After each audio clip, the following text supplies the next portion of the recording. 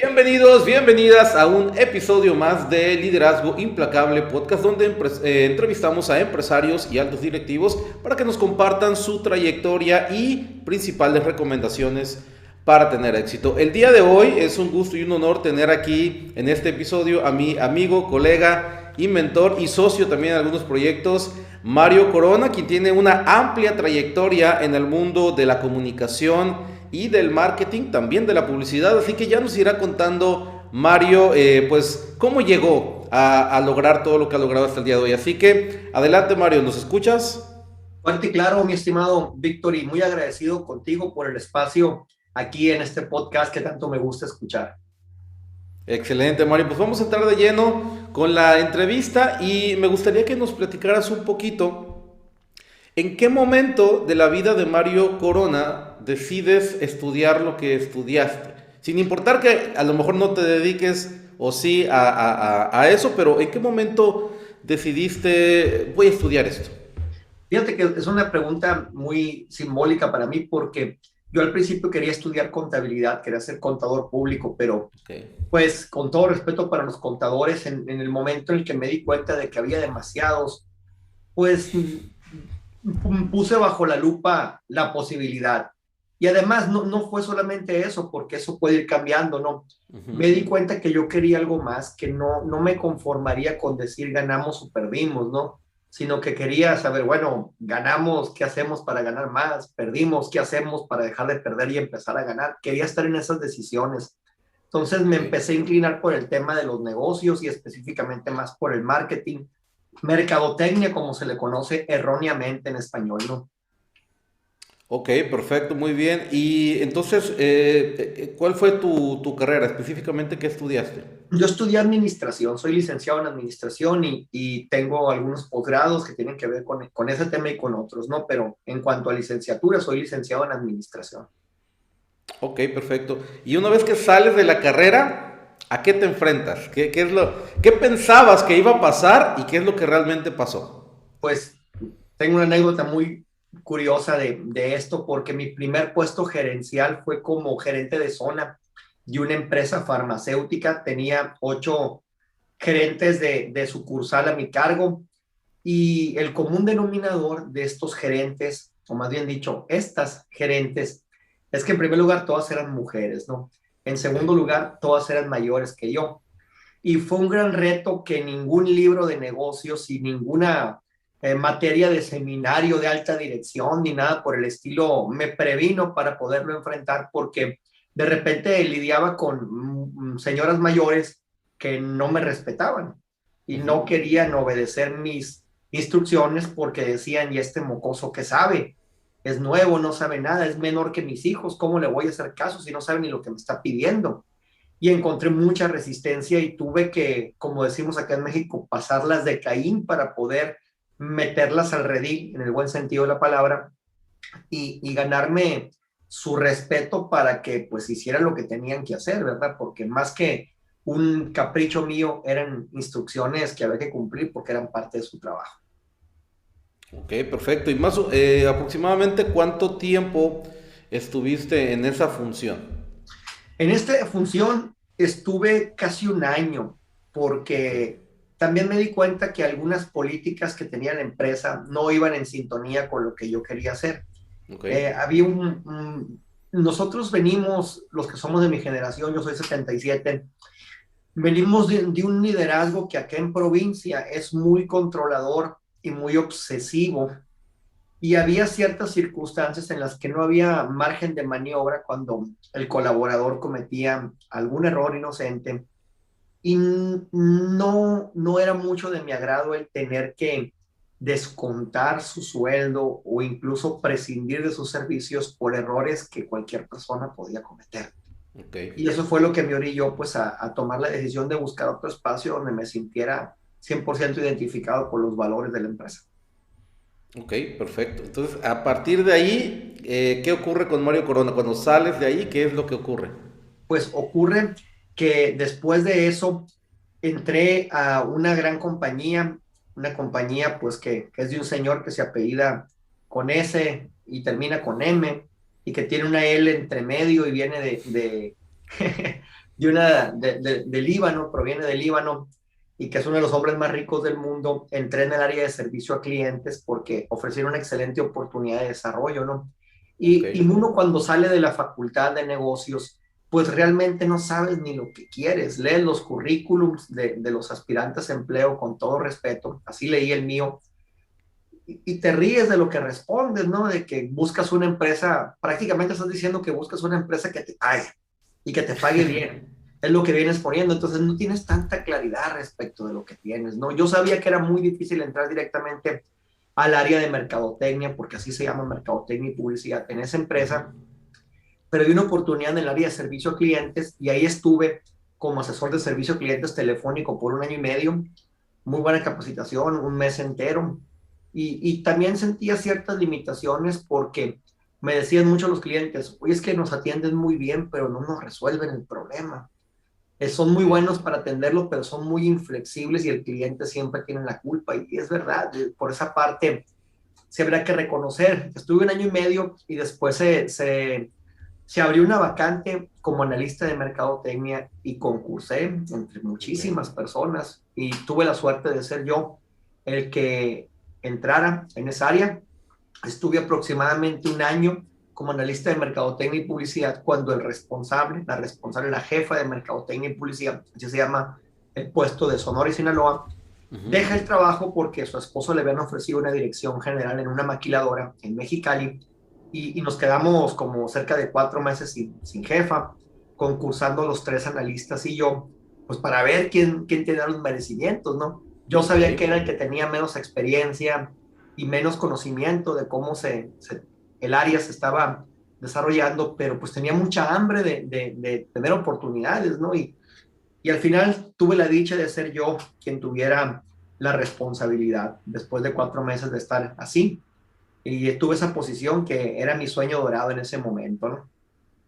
Ok, muy bien. Fíjate qué interesante porque, bueno, no es la única vez que ocurre, sin embargo, se rompe un paradigma de que las personas por alguna razón creen que el tiempo en sí mismo ya les garantiza un paso al siguiente nivel y nada más lejano a la realidad, ¿no? Al final, las empresas todas, sin importar el tamaño, lo que buscan en cualquier persona de su equipo es alguien que les resuelva problemas, ¿no? Y si tú muestras que puedes resolver los problemas en el nivel en el que tú estás aspirando, pues obviamente tienes más probabilidades que aquellos que lo hacen muy bien en el nivel actual, pero no necesariamente muestran credenciales y que hagan pensar que lo pueden hacer en el nuevo nivel, ¿no? Entonces es muy importante ese dato para que todas las personas que nos estén escuchando tomen nota y no se crean la historia que se cuentan todos de es que no puedo porque, bueno, si no lo has intentado, entonces definitivamente no vas a poder, ¿no? Eh, Correcto. me, me hiciste recordar algo cuando yo, no me acuerdo si fue mi primero o segundo empleo, creo que fue el segundo, no me acuerdo muy bien, pero en la vacante yo tenía en aquel entonces 21 años, Ok. sí, 21 años, y la vacante decía a partir de 23, ¿no? ¿Qué hace la mayoría de la gente? Ah, pues ya, ¿no? Bueno, pues yo quería entrar ahí y fui y quedé. Entonces, es muy importante que a pesar de que incluso algunos vacantes tienen ciertos criterios, cuando tú muestras actitud, por un lado, y disposición, eso te pone un 80% por delante de cualquier persona que no muestra esas dos características. Y obviamente lo demás es el talento, ¿no? Entonces, gracias Mario por hacerme también recordar esa vivencia, porque al final he comprobado una y otra vez que el límite realmente y siempre existirá en nuestra propia mente, ¿no? Ok, ahora, parte de tu trayectoria también tuvo que ver con el mundo político, en el cual ya tiene años que no estás. Sin embargo, ¿en qué momento se dio ese brinco o ese interés o cómo se dieron esas circunstancias? Fíjate que estaba muy feliz en mi cargo como jefe de mercadotecnia y publicidad. Aprendí muchísimo y también me di cuenta de que no sabía nada, de que la mayoría de los jóvenes en posiciones de mandos medios, incluso algunas gerencias, realmente somos ignorantes del tema a nivel técnico, ¿no? Llegamos ahí porque, pues, tal vez por iniciativa, en muchos casos también porque las empresas se quieren ahorrar dinero y eso hay que decirlo como es. no siempre es por merecimiento ni por experiencia, porque hay personas muy valiosas de mayor edad que no reciben esas oportunidades y que pues ayudarían mucho, ¿verdad? En mi caso así fue, no sabía nada de mercadotecnia desde una perspectiva práctica y fue una escuela completa para mí, aprender mucho de los distribuidores autorizados de esa empresa, aprender mucho de las grandes marcas de teléfonos celulares, aprender mucho de los dueños de medios de comunicación y de personas del medio, aprender mucho de mis contrapartes de otras empresas como la del Águila que tiene color rojo y como las de los anuncios de la familia, ¿no? Que es mucha tradición. Aprendí muchísimo porque pues llegamos a ser una especie de fraternidad donde aprendíamos todos, nos topábamos en los eventos, en las ruedas de prensa y nos compartíamos muchas experiencias. A veces nos cuidábamos, a veces buscábamos no competir encarnizadamente por los espacios, porque cuando hay presupuesto vas siempre por lo mejor, siempre quieres que tu marca esté en el top of mind, ¿verdad? Entonces me di cuenta que esa parte pues era muy interesante, ¿no? Pero cuando estaba en el mejor momento me llegó una invitación a integrarme a la administración municipal de un nuevo gobierno que era de las pocas ocasiones en que el partido predominante que tenía 80 años en el poder salía, ¿no? Porque en la ciudad en la que yo vivo, que es Hermosillo, es una ciudad muy panista, muy panista, y era un gobierno del PAN el que encabezaba esa nueva iniciativa. Y yo sentía, fíjate, hasta entonces me di cuenta, hasta que me llegó esta invitación, que el siguiente paso lógico que había para mí y que éramos otro compañero y yo los candidatos naturales porque habíamos sido eficientes, porque uno manejaba la estrategia por aire y el otro por tierra en puntos de venta, era la gerencia comercial y no me gustaba lo que hacía la gerencia comercial, no me interesaba, no me gustaba, yo prefería, hubiera preferido irme al corporativo, un área de mercadotecnia corporativa allá en el centro del país, pero ni la gerencia comercial, ni la gerencia de ventas a empresas, ni las gerencias que había, me gustaban. Entonces yo no me hacía como que podía escalar a eso y me sentía atrapado por eso, ¿no? Entonces cuando llegó esa oportunidad preferí pues buscar otra área donde no conociera y que pudiera aportar, porque realmente pues experiencia en política no tenía, ¿no? Pero sabía yo que tenía mucha experiencia en procesos, en estrategias, porque había sido una gran escuela el estar al frente de esa empresa, ¿no? Y cuando me invitaron fue con la consigna de pues no solamente cumplir con mi papel como funcionario público en la dirección a la que yo iba, sino también participar activamente en el terreno electoral, ¿no? Que es donde querían precisamente eso, un técnico que tuviera una visión más de procesos y empresarial y que tuviera un contraste con las personas que habían hecho 5.500 campañas y eran todos los expertos del mundo mundial y que nada nuevo les iban a enseñar, ¿no? Entonces, esa fue la razón y ese fue el primer choque de volver a ganarme el respeto de personas que decían, yo he hecho tantas campañas, ¿tú qué me vas a venir a decir a mí de esto? Si no has hecho ninguna, ¿cuántas has ganado? ¿Con quién has trabajado? Y además tienes 25 años, ¿qué me vas a decir a mí? Tengo la misma cantidad de años que tú, pero haciendo campañas, ¿no? Entonces fue algo completamente nuevo y muy retador que agarramos el toro por los cuernos también. Ok, ¿cuál consideras en aquella época que fue tu mejor experiencia en esta parte de tu trayectoria? Mi mejor experiencia fue cuando por azares del destino había estado trabajando en posiciones de ser el brazo derecho de quien comandaba las estrategias. Me pusieron directamente con esa persona, en paz descanse, por cierto, Okay. porque pues vieron ese perfil muy técnico y muy estructurado que yo había desarrollado gracias a mi formación en administración, a mi naturaleza estructurada y a que me gustaba mucho ser meticulosamente cuidadoso de todos los procesos, ¿no? Entonces vieron eso y es una parte que a los políticos, pues con todo respeto, pero no les gusta trabajar. No les gusta hacer el trabajo de análisis y les gusta nada más tener el resumen de todo, ¿verdad? Entonces yo era capaz de elaborar ese tipo de análisis y me pusieron con esa persona y hubo un momento en que un familiar de ella iba a pasar por una cirugía muy, muy pesada, el padre de esa persona, y no iba a poder estar atenta de un proceso muy importante.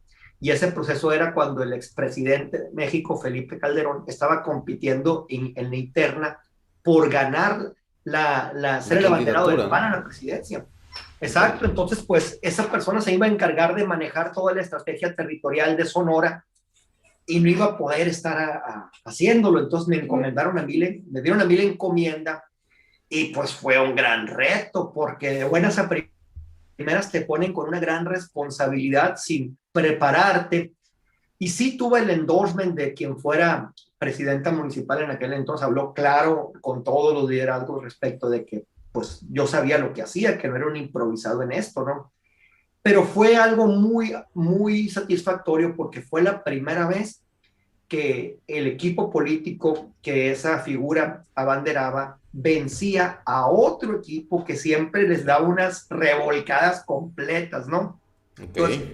Felipe Calderón, que no era el candidato oficial, ganó y no te puedo decir que haya sido mi trabajo, ¿no? Porque obviamente muchas personas participaron, pero sí siento que mucho de lo que hice aportó y fue una gran Ok. satisfacción y pues inevitablemente tuve que bajar los pies inmediatamente porque si dejas que ese mundo te envuelva, pues puedes aprovecharte de las circunstancias y fingir que tú eres el gran Tlatoani que ha logrado que todo se haga posible, ¿no?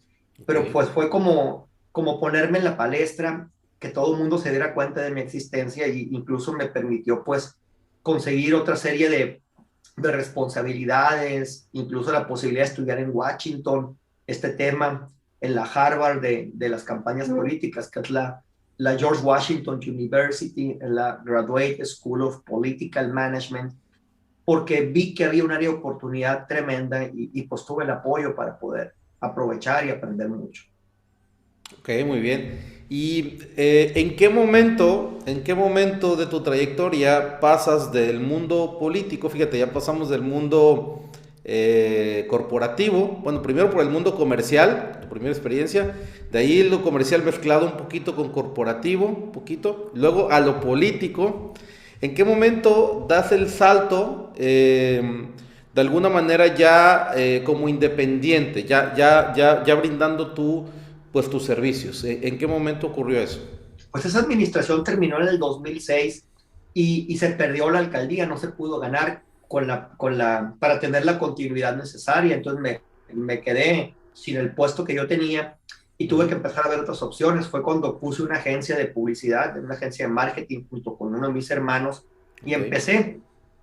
Pero después vino una invitación de parte de presidencia hacia esta figura con la que yo trabajaba y me invitó a irme a la Ciudad de México. Entonces duré un año, como quien dice, haciendo trabajos o servicios y dejé la agencia a cargo de mi hermano. Entonces estuve con un año como independiente y volví a la administración federal. Entonces ya tenía ok, la experiencia de la administración pública municipal y ahora la administración pública en el gobierno federal. Y ahí estuve como hasta 2008 cuando esta ok. figura quería, pues tenía aspiraciones al gobierno del estado y yo fui uno de los primeros que renunció para venirme de regreso aquí a preparar el camino, ¿verdad?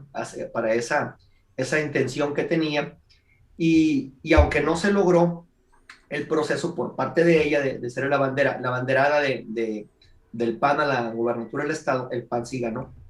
Entonces Ok. ahora me tocó que me invitaron al gobierno del estado y ya tener en un corto periodo de tiempo la experiencia de haber participado en la administración pública municipal, en la administración pública federal y en la administración pública a nivel gobierno del estado, en posiciones, pues no te puedo decir de primer, o sea, de la máxima autoridad, pero sí posiciones importantes y también en el terreno electoral.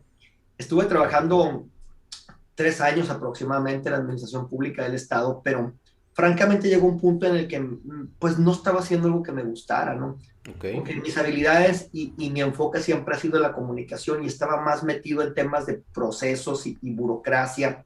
Y aunque siento que hice un buen trabajo, porque así lo probaron los números, hubo un momento en el que dije, pues ya quiero dejar esto.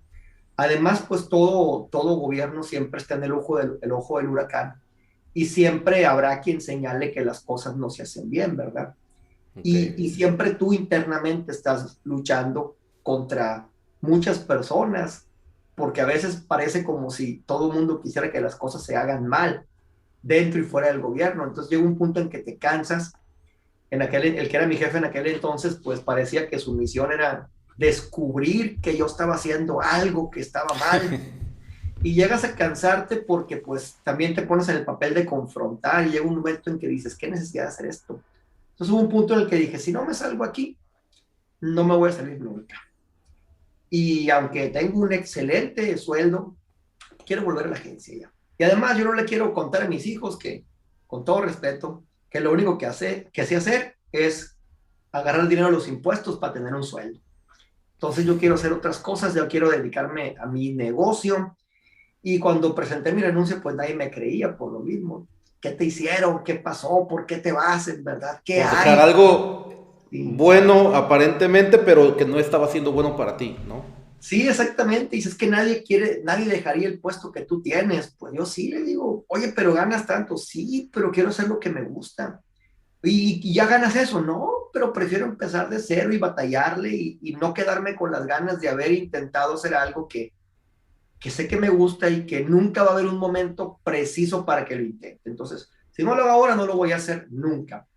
Y ahí estuve con mi agencia, me fue muy bien, llegué a ser presidente de los publicistas y ya con la agencia a partir del 2013, más o menos combiné el tema de lo que era la prestación de servicios a marcas locales, nacionales y transnacionales con operaciones aquí, con este mundo de Internet que me encontré por casualidad. Me lo encontré estudiando una certificación en guerrilla marketing con el difunto J. Conrad Levinson, el padre del Okay. guerrilla marketing, el creador del hombre Marlboro, de los anuncios tan famoso, del gigante de Jolly Ranch y otras figuras muy emblemáticas de esos Mad Men de los años 50 de la old school. Él fue uno de mis primeros maestros y me encontré con eso y me encontré con un mundo completo por internet. Y hubo un momento en que también, con todo respeto lo voy a decir, me cansé de estar batallando con clientes que no te pagaban, porque las empresas tienen dos facetas muy bonitas, una muy bonita y otra no tan bonita. La bonita es que hay mucho crecimiento en las empresas. Y la que no es bonita es que hay muchas personas, no todas, claro que no todas, pero hay muchas personas con una visión muy limitada en las empresas que cuando las cosas se ponen difícil, lo primero que hacen es pues que el proveedor sufra las consecuencias. Y yo lo sufrí Exacto. bastante, ¿no? Fue cuando dije, ¿qué necesidad de estar financiando empresas que son 20 veces más grandes que yo cuando puedo ganar dinero a través de Internet de otra forma? Y ahí es cuando tomé la decisión aproximadamente en el 2015 de concentrarme 100% fuera con negocio o empresa al tema de Internet y desde el 2015 hasta la fecha del día de hoy, que son 7 años, he estado 100% concentrado en Internet. Ok, perfecto. Fíjate qué interesante, sobre todo porque viví algo similar en cuanto a renunciar a algo bueno, buena posición, buen sueldo, viáticos, por lo que tú realmente querías hacer, ¿no? Que es algo que me tocó vivir porque normalmente se cuenta en la historia de emprendimiento el que estaban, pues que no les iba bien y que pues si de por sí no les iba bien, pues mejor intentabas por tu propia cuenta. A nosotros nos tocó más difícil porque sí dejábamos algo que a lo mejor no era lo que queríamos, pero financieramente te tenía bien, ¿no? Y eso es más difícil sobre todo, y en tu caso, porque entiendo que en ese momento ya tenías familia, ¿correcto? Claro, claro, ¿Cómo, completamente se complicó, pero cómo gestionaste esa parte? Que entiendo, yo creo que fue incluso, bueno, normalmente sería lo más complicado, porque al final es por quien haces las cosas, ¿no? sí, pues hablé con mi esposa y le dije, necesito que me apoyes porque por salud tengo que dejar esto. Y tal vez pasemos 6 meses, un año y medio o más apretándonos el cinturón. Tal vez ya no haya tantas salidas a restaurantes, tantos viajes tan seguido, vacaciones, comprarse ropa, pero primero lo primero. Y yo no le puedo dar un ejemplo a mis hijos, si no les puedo enseñar algo, no les puedo pedir que luchen por sus sueños si yo he sido un cobarde que nunca lo he intentado. Entonces no me quiero quedar con eso, quiero intentarlo y lo voy a hacer hasta que lo haga. Y pues gracias a Dios me apoyó, porque pues imagínate los compromisos que uno tiene con un sueldo de ese nivel, porque pues entre más ganas más te comprometes. Te Y acostumbras a un estilo de vida. claro, seguro estiras la mano nada más si lo tienes, ¿no? Y de un día para otro, porque así fue, de un día para otro, quedarte sin nada. Y como es gobierno, no es lo mismo que en una empresa, como que hay una prestación de Una ciertos, liquidación. aquí nada. Tú te fuiste y que chao, que te vaya bien. Y a lo mejor y te estás llevando, por eso te vas y empiezan los cuestionamientos, ¿no? Pues empezar de cero y ponerle ganas porque ya estás en el agua y no sabes nadar, pero le pataleas para mantenerte a flote. Ok, perfecto. Ahora, ya en la parte de internet, cuál fue lo que tú consideras tu primer éxito ya en esa nueva faceta? Considero yo que fue haber empezado en el mundo editorial escribiendo sin saber escribir. Ahorita tengo dos empresas, una de ellas es una editorial, con todo respeto para las editoriales que tienen años trabajando en esto y que han abierto la brecha y han hecho grandes logros por muchas personas. Yo no soy una editorial, la empresa que tengo es una editorial distinta, no es una editorial formada por personas del mundo editorial, es una editorial de emprendedores para personas que tienen proyectos, ¿no? Con un modelo de negocios distinto, donde pues nosotros monetizamos de otra forma a lo que son los contratos y las asociaciones y los derechos de propiedad intelectual. Me di cuenta de que había una gran oportunidad, de que hay muchas personas que tienen cosas muy valiosas que compartir. Y me di cuenta porque yo escribí un libro junto con otras personas, un libro que tal vez lo puedas ver y digas, pues, pero qué cochinero, ¿cómo dijiste todo esto, no?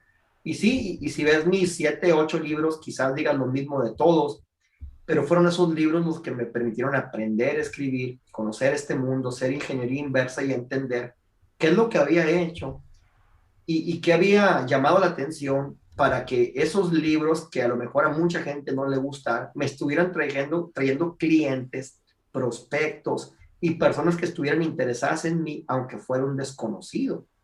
Entonces, eso me permitió combinar mi otra faceta, que es la consultoría en marketing y redacción y mensajes y persuasión.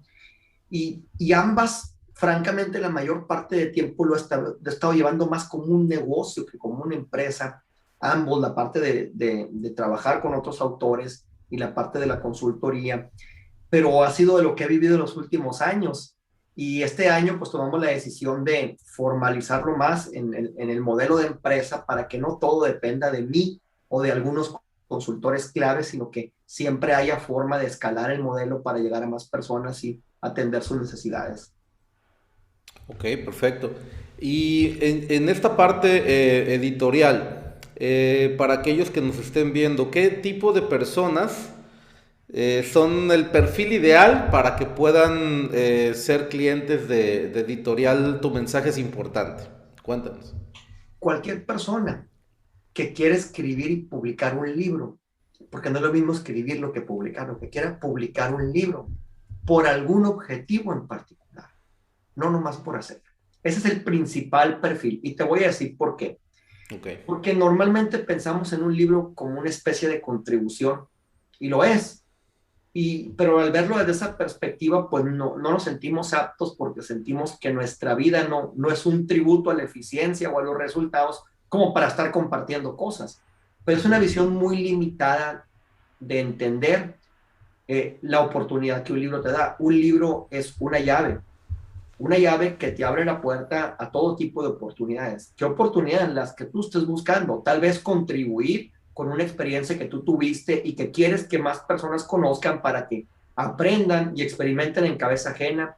Tal vez ganar credibilidad porque no tienes el conocimiento y la visibilidad que te gustaría y a través de un libro pues vas a tener esa transferencia de prestigio y credibilidad que necesitas.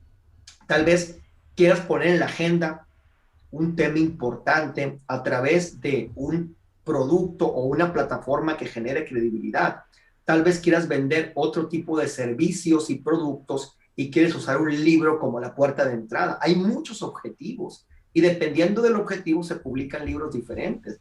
Por eso nosotros no publicamos para personas que lo hacen por el simple hecho de hacerlo. Lo hacemos con personas que quieren lograr algo, que se lo toman en serio y que están dispuestas a invertir y a trabajar. Totalmente, ¿no? Porque, como bien dices, son diferentes ángulos, diferentes objetivos, y es exactamente lo mismo que ocurre con cualquier cosa en la vida, ¿no? Por ejemplo, poner un negocio solo porque alguien te dijo, pues la probabilidad de fracaso es muy alta. escribir un libro porque la gente dice a tu alrededor que está de moda escribir un libro, es una pésima razón para escribir un libro. Y así sucede con absolutamente todo, ¿no? Si no tenemos una razón por la cual lo queremos hacer, pues no, honestamente es mejor no hacerlo. Ni un libro, ni un negocio, ni nada que no tenga una verdadera razón fuerte y poderosa, ¿no? Perfecto. Ahora, últimamente, además de la parte editorial, pues estás especializándote cada vez más en la parte de la influencia inteligente. Cuéntanos un poquito de este concepto, en qué consiste, a qué le llamas tú influencia inteligente. Yo creo que todos en algún momento hemos sido presa de una mala práctica de comunicación. Y si te remites a la publicidad de los años 60, pues te encuentras con esa grandilocuencia, esas grandes afirmaciones, esas mentiras descaradas que la gente sabía que eran mentiras, pero que las perdonaba porque decían es publicidad. Y eso fue cambiando, pero no ha cambiado, porque todavía el día de hoy vemos a muchas personas que pretenden tratar a el público, a los prospectos, con todo respeto, como si no tuvieran 2 centímetros de frente, como si no pudieran pensar, como si fueran niños a quienes sería bien muy fácil robarles su juguete preferido con engaños. Entonces, influencia inteligente tiene que ver con eso, no con esas tácticas que buscan quienes usan las pseudociencias para manipular con cierto color de camisas o con ciertos mensajes clave, meterte en el inconsciente. Yo creo que en mi forma de ver las cosas no es necesario. Puede funcionar, hay quien lo haga, incluso hay muchos estudios de eso, de propaganda negra, de publicidad subliminal y muchas cosas, pero no es mi forma de operar y yo creo que las cosas se pueden hacer bien tratando a la gente como seres humanos inteligentes, siendo claros y transparentes. Y el concepto de influencia inteligente tiene que ver con eso, con primero que nada saber ser claros en lo que comunicas, porque no hay atención, la gente no pone atención. Tener atención es el santo grial en el marketing de hoy. La gente Okay. está muy ocupada, muy dispersa, no está interesada, no puede enfocarse en una sola cosa por mucho tiempo. Entonces, tienes que ser muy claro, punto número uno. Punto número dos, tienes que ser digno de la confianza de la gente, porque todo mundo duda de vendehumos y personas que prometen el cielo y las estrellas, que usan medias verdades, que mienten o que usan verdades que parecen mentira, que es igual que lo anterior. Entonces tienes que ganarte la confianza, tienes que comunicarte de forma que las personas se comprometan o no con lo que estás vendiendo, con el producto o con la idea, porque si no, nunca tendrás o clientes o adeptos, ¿no? Okay. Y tienes que ser consistente porque la percepción no se construye con un solo mensaje. Entonces, la influencia inteligente pasa por este proceso de, con la ética, con la transparencia, y si me permites el término, con la legalidad, no embaucar a nadie, sino simplemente ponerle la evidencia delante para que como persona inteligente vea lo que tenga que ver y decida si es algo que quiera hacer contigo o no. Así de Ujú. sencillo. Perfecto, ¿no? Que prácticamente las personas tomen decisiones, pero con todos los elementos que requiere realmente para tomar una buena decisión, propiamente una decisión inteligente. ¿Para qué tipo de personas consideras que está dirigido? ¿Esto es un servicio? ¿Cómo ayudas a las personas con influencia inteligente? Cuéntanos un poquito de eso.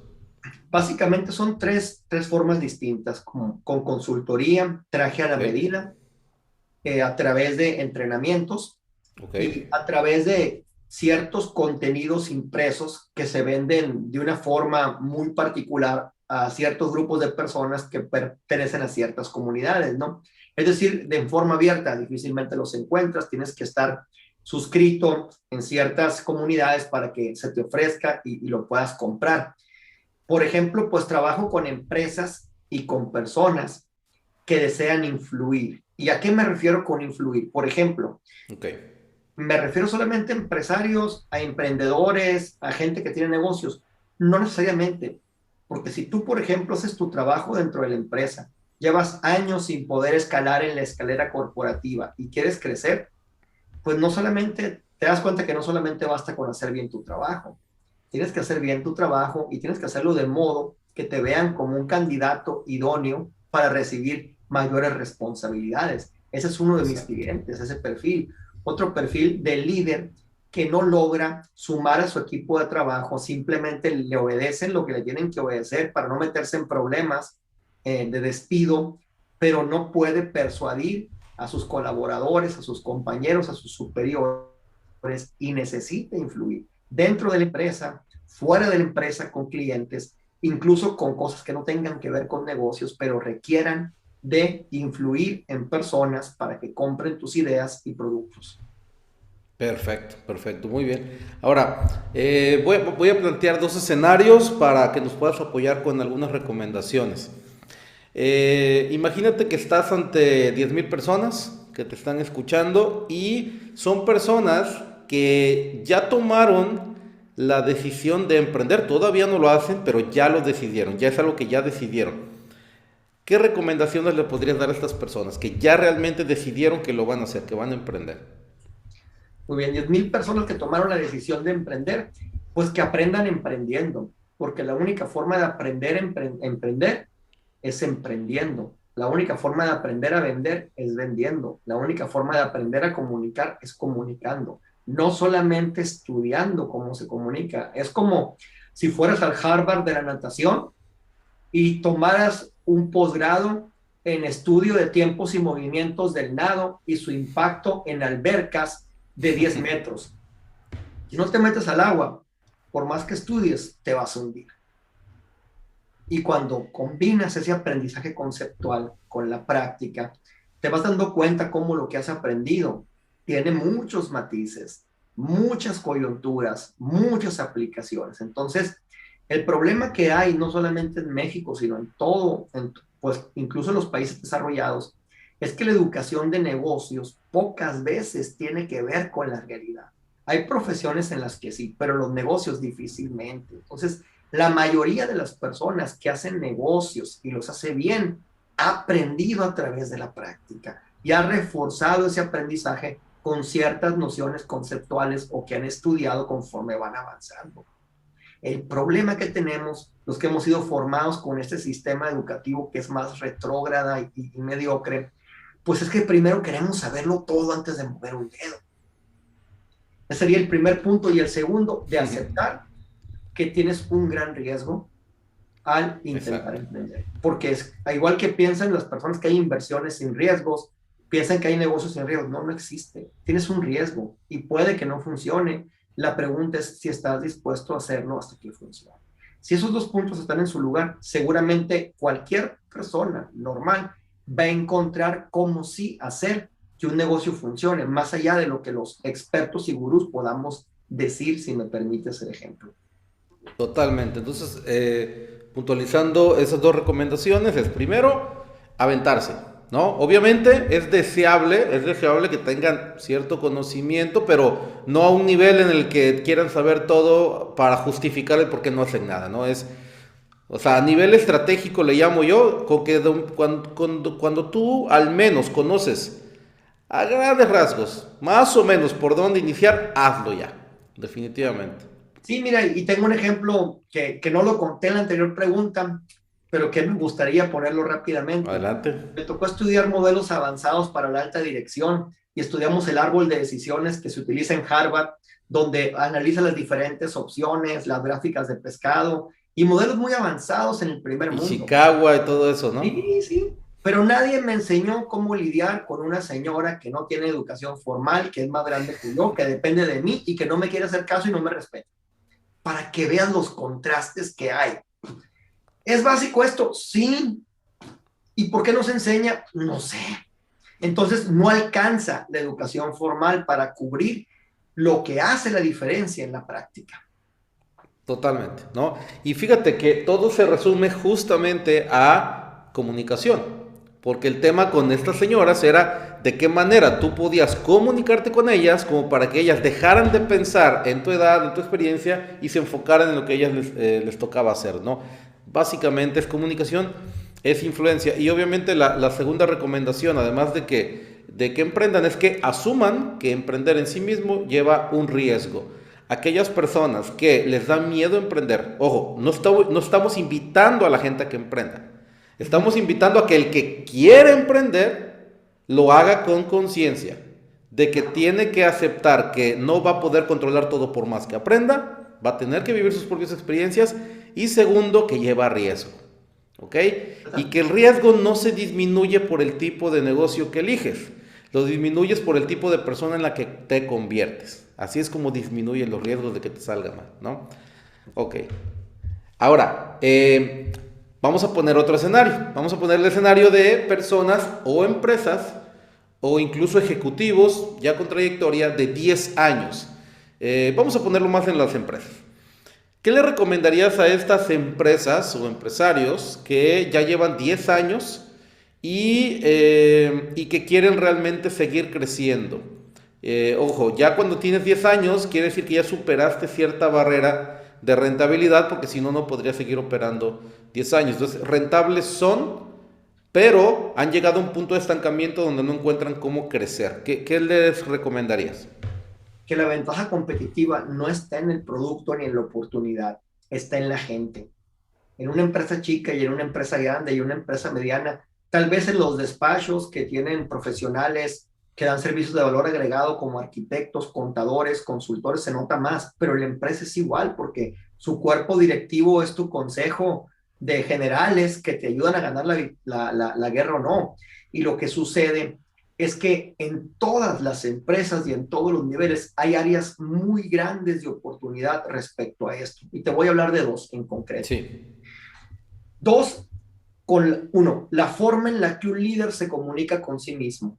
Y número dos, la forma en la que un líder se comunica con los demás. Porque el éxito tiene que ver con lo que te dices a ti y lo que le dices a otras personas para que seas capaz de lograr lo que persigues.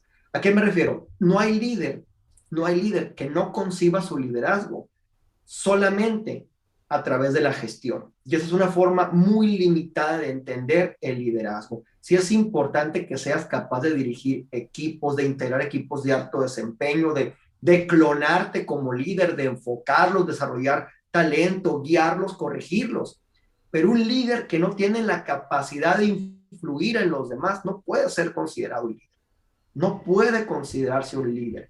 Y un líder tiene que aprender a influir en sí mismo primero, porque la primera campaña siempre va para convencernos a nosotros mismos de hacer algo y de ser personas aptas para enfrentar ciertas condiciones que tal vez no son las idóneas, pero son las que nos tocó lidiar con ellas. Y segundo, para venderle la idea a nuestro equipo de que entren al conflicto y arriesguen literalmente o metafóricamente, mejor dicho, sus vidas para pelear hombro a hombro con nosotros, pase lo que pase. No porque seamos sus jefes lo van a hacer, pero así fingimos que sucede. Y en esta parte se dedica muy poco. Y cuando se enfoca en desarrollar estas habilidades en los mandos medios, en los incluso de primer frente, no solamente en directivos de alto nivel, los cambios se notan inmediatamente.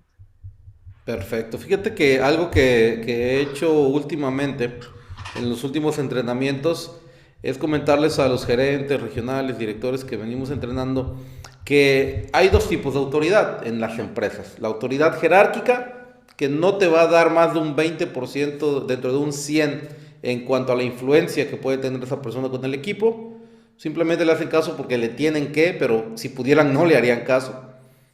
Y el resto de la autoridad, que es la autoridad moral, se gana a través de este tipo de herramientas, ¿no? De la comunicación y de formas de comportarse que hacen que el equipo ya no es que te tiene que hacer caso, sino quiere hacerte caso. Siente que incluso es una decisión inteligente hacerte caso, y ahí es donde se distinguen a los jefes de los líderes, ¿no? Por esa habilidad de lograr que el equipo quiera sumarse, como bien dijiste, a su causa, ¿no? Pelear hombro a hombro y no rendirse hasta que lo logren juntos.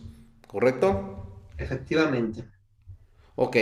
Ahora, ya hablamos de un poquito de la editorial, ya hablamos también de la parte de comunicación.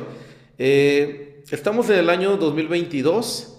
¿Qué cambios vislumbras a nivel empresarial por los próximos 8 años, de cara al 2030, específicamente hablando del tema de la comunicación? ¿Qué cambios vislumbras? Es de gran importancia y es urgente el tener una formación más integral de los profesionales en general en torno a la comunicación. Y no lo digo porque sea mi tema, lo digo porque siempre van a tratar con personas. Y como bien lo decías tú, la mayoría de los conflictos vienen de problemas derivados de una mala comunicación. ¿Qué vemos ahora? Y resulta hasta una paradoja, hasta parece sarcasmo barato. Vemos personas que vienen de la old school, como le llamamos, tal vez como nosotros o mayores, que tienen una formación empírica o conceptual muy buena, tal vez en áreas de marketing, comercial, ventas, pero que les hablas de internet y ya se ponen en shock porque no entienden, se confunden, no creen, no saben distinguir lo que es verdad de lo que es mentira y se sienten perdidos, ¿no? Y por otro lado, tenemos a profesionales, no necesariamente muy jóvenes, profesionales mega especializados en áreas muy puntuales de ciertas plataformas que te saben hacer unas configuraciones y unos ajustes y servicios tremendos, pero que no tienen ni la más mínima noción de la psicología humana y el comportamiento y las bases para influir en una persona.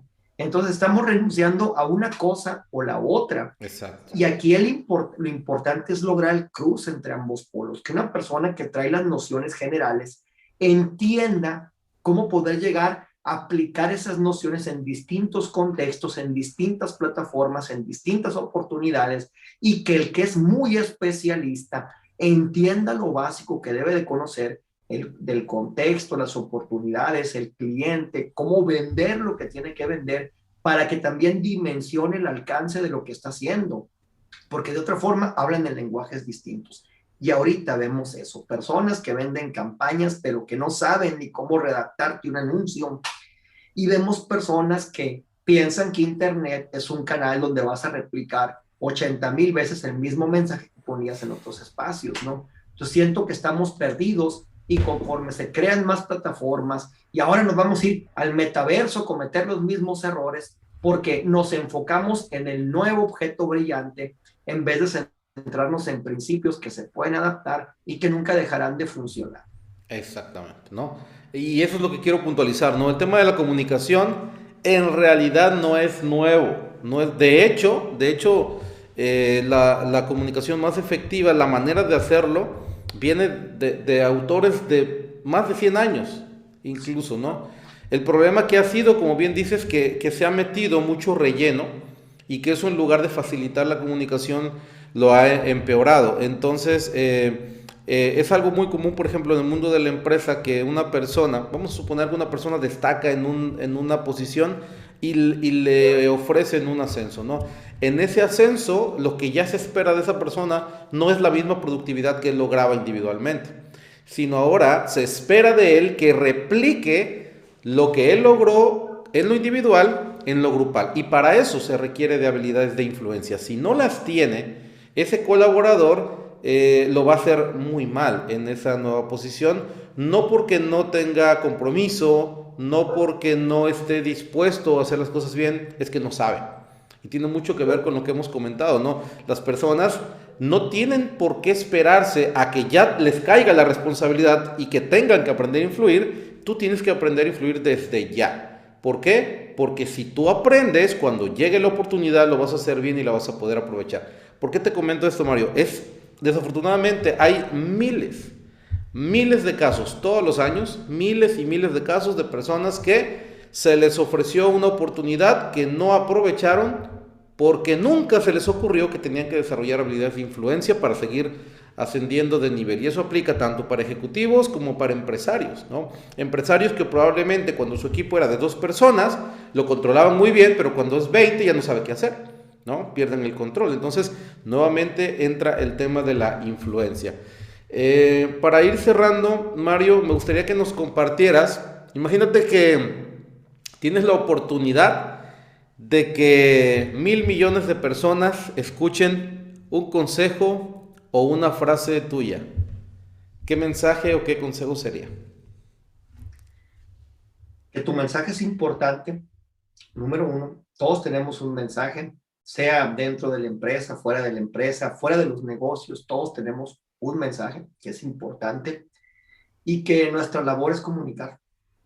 Si nuestro mensaje va por el lado de darle a las madres de familia la confianza para que, aunque tienen las madres de familia que solteras, por ejemplo, que a lo mejor se sienten limitadas y tu mensaje va por el lado de como madre de familia, hacerles ver de que si tienen oportunidades, pues tienes que comunicarlo y no tienes que limitarte por las limitaciones de tu entorno. Tu mensaje es valioso aunque no te conozcan, aunque no hayas empezado, aunque no tengas experiencia. Si tú estás en una empresa y a lo mejor no tienes tanto conocimiento técnico como las personas que están ahí, ni tanta experiencia, pero sabes que algo se puede hacer mejor y tienes un mensaje para hacerles ver a las personas eso, pues tienes que comunicarlo. Nunca, nunca le restes valor a lo que tú tienes que decir.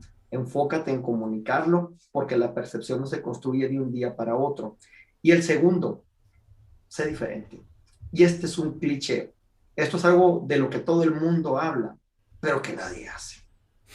Que nadie Nadie ejecuta, hace, ¿verdad? nadie ejecuta. Por ejemplo, cuando tenía la agencia me reía mucho con los clientes, incluso llegábamos a bromear de esto.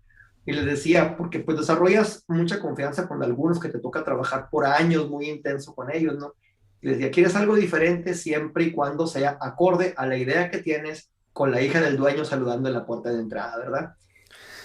Y así es, ¿no? Queremos ser diferentes, pero no estamos dispuestos porque nos da miedo exponernos. Nos educaron a estar en un promedio y al que salía el promedio le pegaban el reglazo para que volviera servilmente al centro, ¿no? Entonces, no estamos acostumbrados a ser diferente porque nos da miedo exponernos, nos da miedo que nos critique en el nivel que tú quieras. Así Ujú. está. Entonces, los dos consejos es comunica tu mensaje y hazlo de forma diferente, sin miedo al juicio, porque el 95% de las personas temen a un juicio que no llega en el 87% de las ocasiones.